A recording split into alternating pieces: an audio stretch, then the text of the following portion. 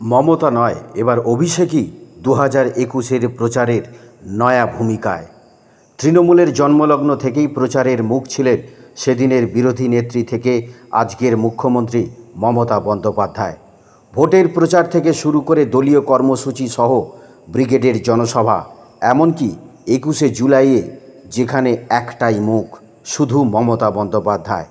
কিন্তু যেদিন থেকে তৃণমূলে অভিষেক হয়েছে, সেদিন থেকেই তৃণমূল সুপ্রিমোর পাশাপাশি অভিষেকেরও ছবি জ্বলজ্বল করেছে। শুধু তাই নয়, গত বিধানসভা নির্বাচন সহ সদ্য হওয়া লোকসভা নির্বাচনেও বাংলা জুড়ে প্রচারের প্রধান ভূমিকাতেই ছিলেন অভিষেক। এক কথায় বললে বলা যায়, ভোট বৈতরণী অত্যন্ত দায়িত্বের সাথে পার করেছে। পাশাপাশি তার হাত ধরে তৃণমূলে সফলতার জোয়ার এসেছে। তাই তৃণমূলের মহা ইভেন্ট 21শে জুলাই আর মাত্র কয়েকটা দিনের বাকি। ইতিমধ্যেই শহর থেকে গ্রাম প্রচারও শুরু হয়ে গেছে।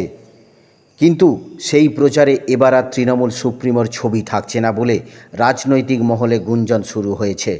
যদিও রাজনৈতিক মহলের একাংশ মনে করছে এবার 21-এর প্রচারের মুখ থাকছে তৃণমূলের সর্বভারতীয় সাধারণ সম্পাদক অভিষেক বন্দ্যোপাধ্যায়।